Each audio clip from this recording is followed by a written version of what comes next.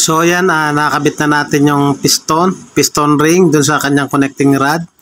Ilagay naman natin yung kanyang dowel. So yan, ilagay na muna natin yan dito sa harap.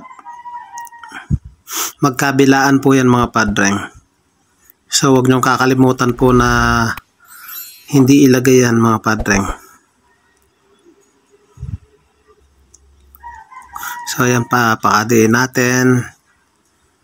Bago natin salpak yung gasket, kailangan na nakapasok maigi yan. So diin na muna natin. Tapos isunod natin dyan yung gasket. So ayan, ipasok na muna natin. Ayan.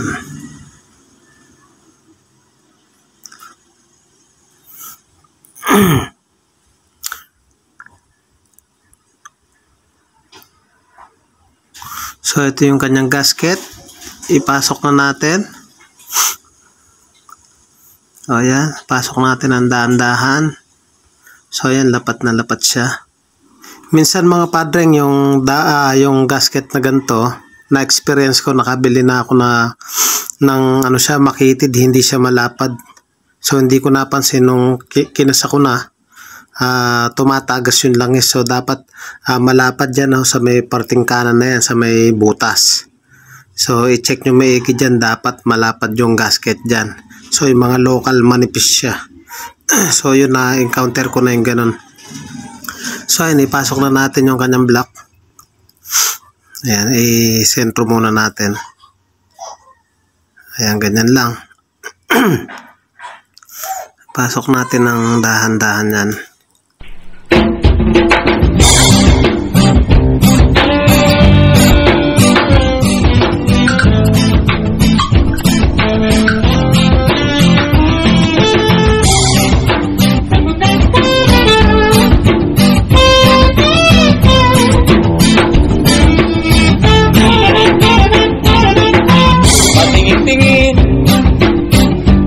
Makabili, patingin-tingin, di makapanood ng sine, walang ibang pera, kundi pamasahe. Mga padreng, siguraduhin po natin lapat yung ating gasket. So yan, pakalapat lang natin. So pinasok ko na yung kanyang timing chain. So hinihila ko siya. So dito sa may parting magneto mga padreng, itatap dead center natin yan. So dapat yung piston nakasagad sa taas. So may timing dito sa may magneto, may makikita kayong letter H, tapos may guhit siya sa kaliwa. So itapat lang natin doon, may timing mark. So sa pagkakataong yon, naka top dead center na po siya. So yan, ipapakita ko sa inyo yung kanyang timing dito sa parting side na yan. So yan, i-focus lang natin. Sandali, ayan.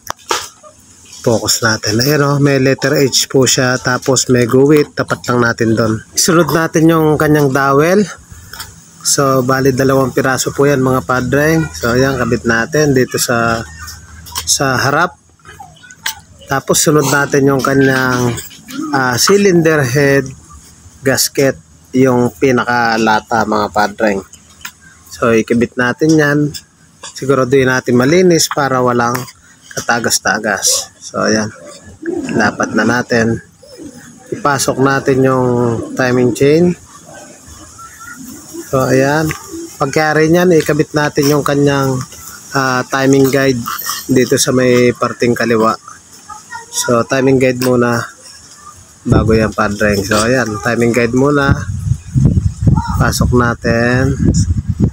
Ayan, ganyan lang yan. Tapos pwede na natin ikabit yung kanyang cylinder head. Ipasok natin yung timing chain ng dahan-dahan. Dahan-dahan lang para hindi umikot yung kanyang magneto. So ayan. Tapos ikabit na natin yung kanyang cylinder head bolt. 4 na piraso po yan. Huwag nyo pong kalimutan mga padreng, may washer po yan. Kulay tanso. So 4 na piraso po yan. Sa paghigpit po niyan, dapat cross pattern. So dapat sabay-sabay po para walang katagas-tagas. So ayan, sundan nyo lang po yung video na ginagawa natin. So ayan. So sabay-sabay ang pag-igpit.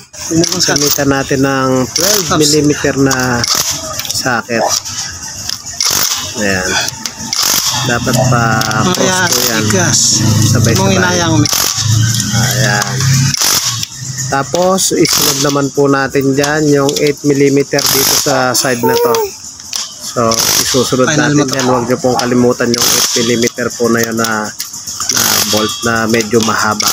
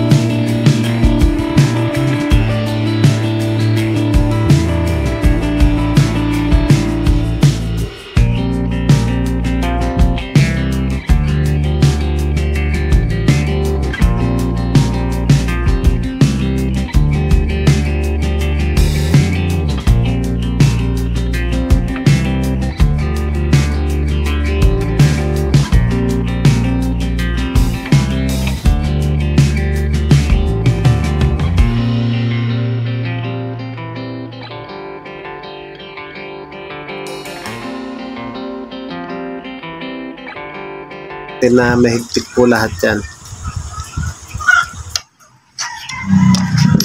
Mga padreng, kung nais nyo pong magpagawa, pwede nyo po akong puntahan dito sa Barangay Pulo, Hermosa, Bataan. So sa tabing tulay lang po yung bahay ko, tabing ilog. O kaya pwede nyo po akong i-message sa aking Facebook page.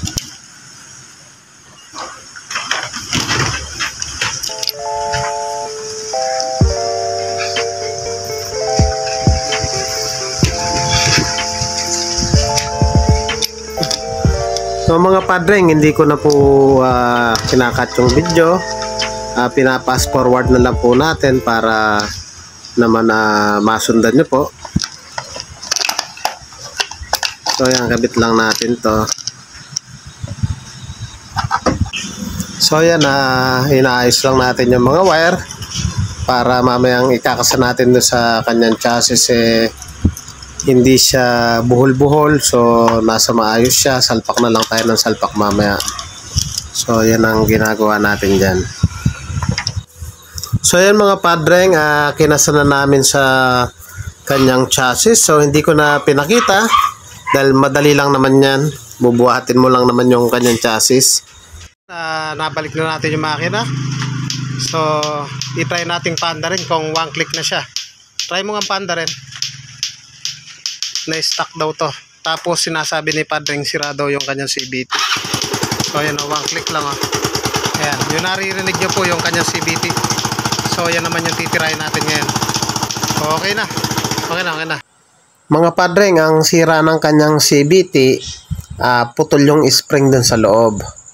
So hindi ko na pinakita sa inyo kasi mahaba na masyado yung video.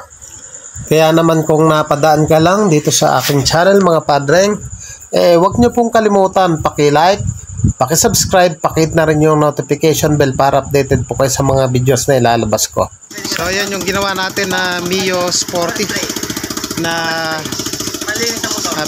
hiniwalay natin sa makina. So ayan, okay na siya.